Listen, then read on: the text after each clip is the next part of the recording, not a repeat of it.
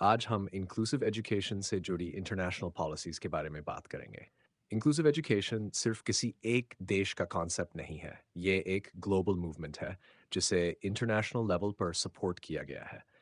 इन policies का main M है हर बच्चे को एजुकेशन का इक्वल राइट देना, चाहे उसकी एबिलिटी, डिसेबिलिटी, लैंग्वेज या बैकग्राउंड कुछ भी हो। आइए स्टेप बाय स्टेप समझते हैं इंपॉर्टेंट इंटरनेशनल पॉलिसीज़ को। सबसे पहले बात करते हैं universal declaration of human rights 1948 की। इस डिक्लेरेशन को यूनाइटेड नेशंस ने अडॉप्ट किया था। इसमें साफ लिखा है कि education is a basic human right. इस पॉलिसी ने पहली बार यह मैसेज दिया कि एजुकेशन किसी प्रिविलेज की तरह नहीं, बल्कि राइट की तरह देखी जानी चाहिए। ये इंक्लूसिव एजुकेशन की फाउंडेशन मानी जाती है। अब आते हैं education for all EFA. Education for all का गोल था हर बच्चे तक बेसिक एजुकेशन पहुंचाना। इस पॉलिसी में ये बात क्लियरली कही गई कि स्पेशल नीड्स वाले बच्चे भी एजुकेशन सिस्टम का हिस्सा होने चाहिए।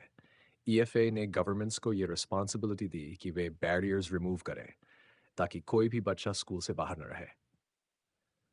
अब एक बहुत इंपॉर्टेंट पॉलिसी है, द सैलामांका स्टेटमेंट 4। ये स्टेटमेंट यूनेस्को द्वारा दिया गया था। salamanca स्टेटमेंट को इंक्लूसिव एजुकेशन का माइलस्टोन डॉक्यूमेंट माना जाता है। इस पॉलिसी में साफ कहा गया, regular schools should accommodate all children, regardless of their physical, intellectual, social, emotional or linguistic differences। यानी रेगुलर स्कूल्स को स्पेशल नीड्स वाले बच्चों के लिए खुद को चेंज करना चाहिए। याद रखने वाली line, schools should adapt to children, not children to schools। अब बात करते हैं UN convention on the rights of persons with disabilities 2006 की। इसे हम यूएनसीआरपीडी भी कहते हैं। इस कन्वेंशन का आर्टिकल 24 सीधे इंक्लूसिव एजुकेशन से जुड़ा हुआ है। इसमें कहा गया है कि पर्सन्स विद डिसेबिलिटीज को इंक्लूसिव एजुकेशन सिस्टम में पढ़ने का पूरा हक है। ये पॉलिसी सेग्रीगेटेड एजुकेशन को डिस्करेज करती है और इंक्लूसिव स्कूल्स को प्रमोट करती है। अब रीसेंट ग्लोबल फ्रेमवर्क है UN sustainable development goals SDG. इसमें गोल फॉर एजुकेशन से रिलेटेड है। गोल 4 कहता है ensure inclusive and equitable quality education and promote lifelong learning opportunities for all।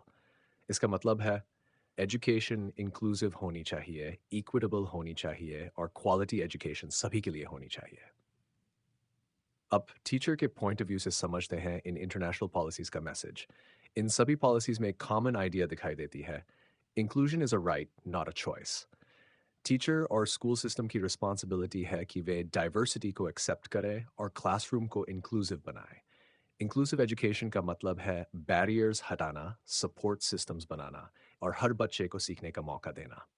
अब एग्जाम के पॉइंट ऑफ व्यू से एक शॉर्ट समरी याद रखिए।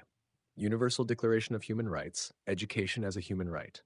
Education for All, EFA, Access for Every Child, Salamanca Statement, Foundation of Inclusive Education, UNCRPD, Right to Inclusive Education for Persons with Disabilities, SDG 4, Inclusive and Equitable Quality Education।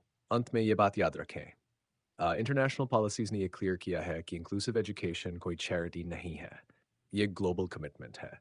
जब countries in policies को follow करती हैं तो education system ज़्यादा fair, inclusive और effective बनता है।